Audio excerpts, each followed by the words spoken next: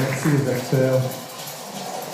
Donc je vous propose effectivement de séquencer cette intervention en deux parties. Cette première partie, de réagir au niveau des personnes qui seront ici présentes, entre vous sur cette scénette, ce que vous pensez être une évidence dans cette relation patient professionnelle, de réagir donc à cette scénette, mais aussi ce que vous avez peut-être, ce que ça résonne aussi chez vous, ce que vous avez peut-être aussi vécu dans vos établissements. Qui veut commencer sur cette réaction? C'est toujours la première question qui est difficile, donc on va passer tout de suite à la deuxième. Ça sera plus facile. Docteur, voulez-vous réagir ou Gilles, alors, il ne faut pas trop toucher au micro, ils sont extrêmement sensibles, ils sont comme tous les patients ici. Quelque part, oui, c'est des choses qui peuvent se produire. On a tous plus ou moins vécu ou connu. Peux-tu te rapprocher un petit peu du micro, s'il te plaît? Je ne veux pas le manger. On a tous vécu ou connu des situations similaires, il ne faut pas se voiler la face. Et ça montre bien quand même, on parlait au début de l'intervention tout à l'heure du décalage de temporalité, du décalage de niveau d'information, de compréhension. Ça en a une illustration, je pense, de ce décalage. Après, je ne sais pas, peut-être les professionnels peuvent aussi compléter, parce que nous, on vit des choses en tant qu'usagers. On perçoit des choses en tant qu'usagers, on perçoit aussi des choses en tant que représentants d'usagers, qui sont parfois, ça siffle, ça va, parfois pas dans le prolongement de ce que peuvent percevoir les professionnels, et on retrouve ces décalages dans les réunions auxquelles on participe, et nous-mêmes, en tant que représentants des usagers, on retrouve des fois ces difficultés de compréhension les uns les autres. Une autre des difficultés des représentants des usagers, alors là je ne fais pas un aparté, mais c'est aussi justement de rester au contact de cette réalité quotidienne, parce que nous finalement, quelque part, est-ce qu'on peut encore se considérer comme des usagers lambda? Jusqu'où on peut encore se considérer comme étant des usagers lambda? Ça reste quand même une question qui pour moi me taraude régulièrement l'esprit. Donc on aura le témoignage justement de quelqu'un qui travaille Une professionnelle? Cindy. Cindy, prends le micro. Oui.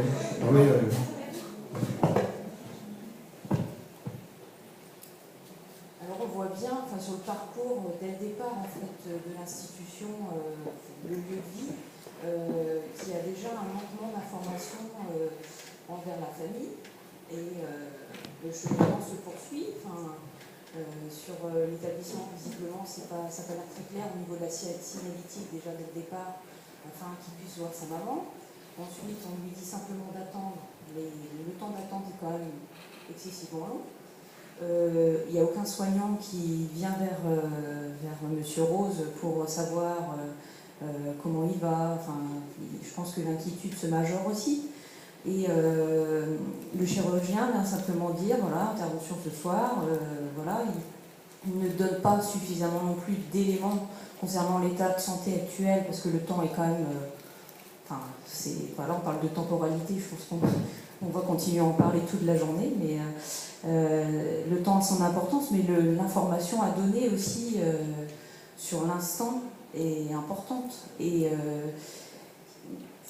on voit bien déjà que si on ne donne pas l'information déjà à l'entourage, on ne sait pas non plus l'inquiétude de la personne qui est hospitalisée. On se pose toutes ces questions. Moi, je suis assez sensible à ça. Je ne sais pas si on peut parler aussi de... j'ai une expérience... Oui, mais vous êtes tout à fait autorisé. C'est l'échange qui fera la richesse. Tout ce qui a été dit ce matin, l'expérience de Montréal, a fait écho sur mes pratiques en médecine. En fait, je gère un service de médecine polyvalente avec des lits identifiés en soins palliatifs. Et ça fait à peu près un peu plus de 2 ans qu'on travaille sur un projet en lien avec la bientraitance, sur pointer des situations justement où on pense, nous, professionnels, avoir manqué. Là, nous, on est plus centré sur le manque d'information aux patients. Le défaut d'information, pourquoi l'information n'a pas été intégrée complètement aux patients, et qu'est-ce qu'on peut modifier dans nos pratiques. Et depuis fin fin 2017, ce projet a été présenté à mon équipe. Premièrement, donc l'équipe de CAPS de Rennes s'est déplacée pour expliquer un petit peu le projet, puisque c'est en sorte de l'analyse de pratique. Et ensuite, deuxième fois, donc là il y a eu une vidéo qui a été présentée, un projet un peu plus concret d'exemple qui était fait dans un autre établissement. Alors mon équipe n'a pas du tout adhéré, alors c'était compliqué dans le temps. Et ça fait, parce qu'on avait dit déjà qu'à la première journée régionale, on aurait pu témoigner sur ce sujet. Et ça a été pour moi un échec, mais on ne s'est pas laissé abattre. Donc moi je fais partie en fait du groupe Lénier de CAPS, donc on s'entretient régulièrement ensemble avec une partie des personnes présentes ici, ce qui est très riche. Et donc j'apporte à chaque fois un élément supplémentaire sur voilà, aujourd'hui on a vu ça et je les amène à cheminer. Mais il faut du temps. Il faut du temps pour accompagner une équipe vers un changement de pratique. Surtout de cette façon de partir d'une expérience patient, et c'est ce qu'il y a de plus riche. Donc là, la semaine dernière, on a réussi à filmer notre patient qui a été choisi sur une annonce diagnostique de diabète. Le médecin n'était pas satisfait de son annonce, donc il pensait que le patient n'avait pas tout compris. Et donc on a pu entendre, filmer le patient avec son accord au préalable. Et ça a été vraiment très riche, parce que le patient s'est exprimé vraiment sur toute l'hospitalisation, comment il l'a vécu, et puis en disant que de toute façon ce qui comptait pour lui c'était de sortir, c'était rentrer chez lui, on lui avait annoncé son diabète, c'est un diabète naissant, c'est pas grave. Voilà comment il a perçu la chose. Sauf que le médecin, il a pensé, lui, qu'il avait été très incisif en disant voilà, vous avez un diabète, faut faire attention à votre alimentation, faut arrêter de consommer de l'alcool, des choses très directives. Mais il avait senti quand même que le patient n'avait pas tout compris. Il avait pris ça à la légère. Et donc, au fil de l'expérience vidéo, du coup, le patient s'est exprimé, le médecin s'est exprimé, moi aussi.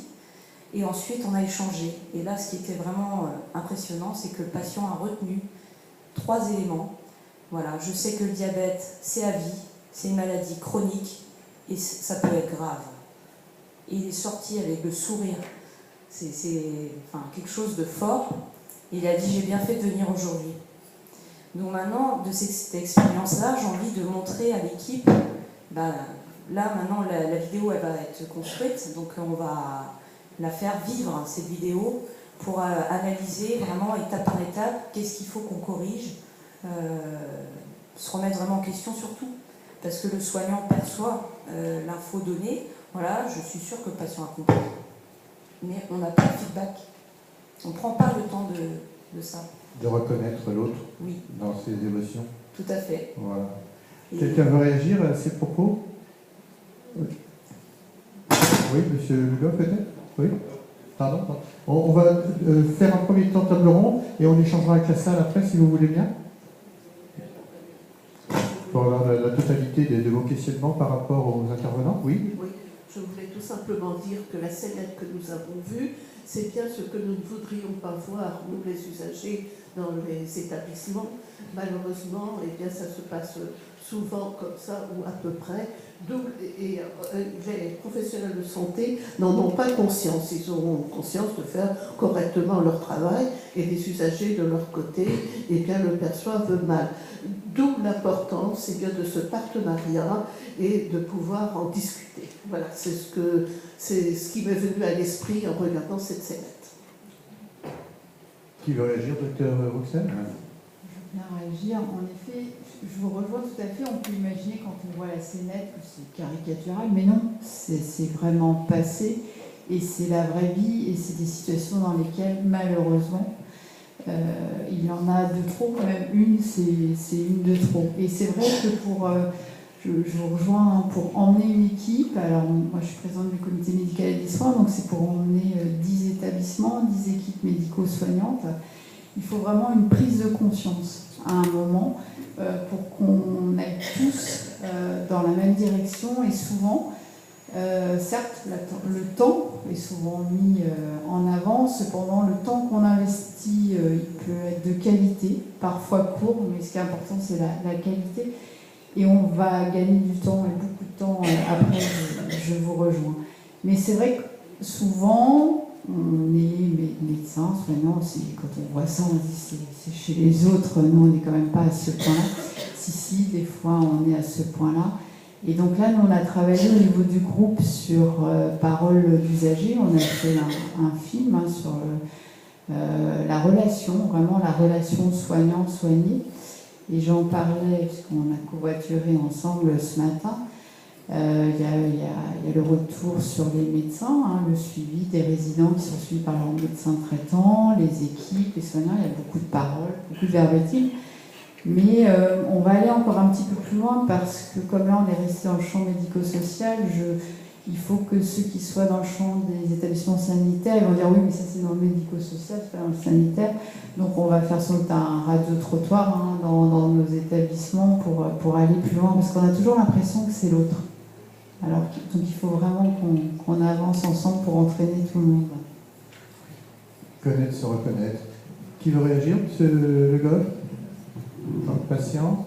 Oui, on parle beaucoup maintenant des patients, mais j'ai l'impression qu'on oublie un petit peu la notion d'usager. Parce qu'on prend une personne en charge, les professionnels de santé, mais elle n'est pas seule. On voit bien dans l'histoire qui nous est contée qu'on oublie son fils. Alors, on peut peut-être ne pas même mettre en cause le geste chirurgical, la prise en charge au niveau médical, mais ça ne suffit pas. Cette mère-là se retrouve un petit peu tout seul, le fils ne sait pas trop ce qui arrive, donc on sent qu'il y a un loupé quelque part. Il n'y a pas que le patient, il y a le patient et la famille.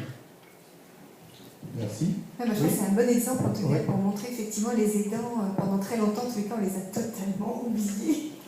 Peut-être que... Oui, c'est vrai que Marie-Pascale, vous avez raison. De ce que vous venez de dire, je crois que ce qui est intéressant, c'est comment effectivement l'accompagnant peut pu être justement un partenaire aussi dans la prise en charge de la dame, c'est-à-dire ne serait-ce déjà qu'en favorisant le contact direct entre le fils et la dame, ce qui n'est pas proposé. À aucun moment il y a un soignant qui a dit mais attendez, on va surtout faire en sorte que vous puissiez discuter avec votre maman.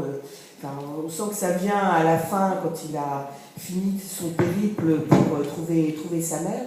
Et alors que justement l'accompagnant qui la connaît bien peut justement être aussi aidant dans la prise en charge de la dame qui, comme vous dites, doit être particulièrement stressée, surtout si elle doit passer au bloc opératoire. Oui, merci. Docteur Jacob, vous voulez peut-être rajouter quelque chose? Juste compléter en disant que c'est effectivement une situation banale, hein, au final, pas uniquement en EHPAD, mais dans le MCO, dans le SSR, partout, hein, que nous vivons.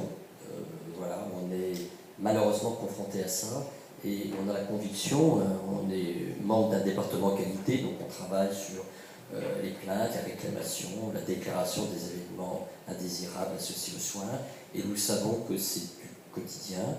Pour autant, pour changer les choses, nous avons la conviction, et avec Mme Perret aussi, que seul le développement du partenariat permettra de faire bouger les lignes et également de faire en sorte que nous, professionnels, nous acceptions de voir les choses différemment avec le regard du patient. Voilà, c'est en tout cas une conviction qu'on partage. Moi, je peux rebondir avec ce que vous avez dit, là, quand j'ai donné mon exemple là, des établissements maintenant qui sont bienvenus pour les proches, hein, de faire en sorte qu'on ait des lieux de vie, finalement, avec des personnes qui sont vraiment toujours présentes 24 heures sur 24, 7 jours sur 7. Parce qu'effectivement, il y a beaucoup d'informations qui sont perdues et qui sont en lien avec les personnes qui sont excessivement utiles pour les soignants. Puis aussi, il peut y avoir des briques de continuité qui peuvent être assurées justement par les personnes, par les proches qui sont présents. Donc c'est vraiment aussi une nécessité en tout cas de faire en sorte que nos lieux de soins permettent un accueil qui va être autant bénéfique pour l'équipe, mais évidemment pour la personne qui est soignée, puisqu'on n'est pas du tout dans le même état quand on est tout seul que quand on est entouré des êtres que l'on aime.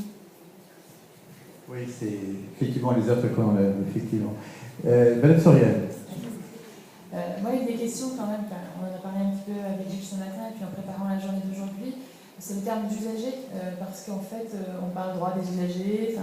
On parle de qui? On parle du patient, on parle de sa famille, on parle de l'enfant, du parent, etc. Et que quand on va vers et les représentants d'usagers, et les familles, et les équipes, le terme usager, il reste un petit peu à éclaircir, à définir, en tout cas, peut-être trouver un autre terme ou pas, enfin la question n'est pas là, mais de qui on parle. Et on voit bien qu'en fonction de qui on est, la représentation n'est pas la même. Et le rôle de chacun n'est pas le même. Donc il y a un préalable, je pense, c'est bien de définir qui est cet usager, enfin au moins dans nos institutions, dans nos équipes, puisque en fonction qu'il est représentant dans un CVS, une CDU, et c'est pas le même rôle, et pas les mêmes fonctions déjà, ou bien usager de notre système de santé, patient ou famille, eh bien on ne se positionnera pas pareil, et les équipes ne le voient pas de la même façon. Donc ça reste une des questions, je trouve qu'il faut vraiment éclaircir, en tout cas à mon niveau, moi je veux dire, parce qu'on voit bien qu'en fonction de à qui on parle, et quand on parle, et dans quel contexte, eh bien on ne met pas tous la même chose derrière ce terme. Je suis complètement d'accord avec ce que tu disais, Béatrice. On est en train de, vous l'avez dit, de pousser des lignes, de bouger des lignes. Il ne faut pas oublier, il n'y a pas si longtemps que ça encore, et je pense qu'on y est toujours, vous l'avez, à mon sens, fort justement souligné, il y en a qui sont encore dans cette relation paternaliste, avec le sentiment de bien faire, et quelque part, on les bouscule, on les perturbe énormément. C'est pas de cette façon-là qu'ils ont appris la médecine. Nous, on arrive là avec une expérience profane. Ils entendent parler de patients experts, de patients. On a eu la réflexion la semaine dernière d'un professionnel de la médecine qui nous disait, moi finalement, c'est quoi? J'entends parler de patients-patients, de patients experts, de patients enseignants, de patients formateurs.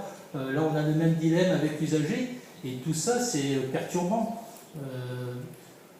Finalement, moi, je rentre quelque part dans plusieurs cases, puisque ce qui fait que je suis là aujourd'hui, quelque part, c'est qu'à la base, je suis patient-patient, au sens propre comme au sens figuré, parfois. Et comment... oui, c'est aussi comme ça, c'est la vraie vie, comme on dit. Et il faut réussir à se positionner. Et dans la même journée, je peux voir à la fois mon médecin en tant que patient-patient et mon médecin en tant que patient représentant d'usager. Et je ne vais pas avoir le même discours, je ne vais pas avoir le même rapport avec lui parce que je ne serai pas dans la même fonction. Mais ça suppose que ce soit clair à la fois pour les professionnels, mais à la fois aussi pour nous, patients, parce que je ne suis pas sûr qu'on arrive tous tout le temps à faire la part des choses. Je ne prétends pas que je réussis dans 100% des cas à faire la part des choses. J'essaye, mais effectivement, ça pose une réelle question de positionnement, en fait.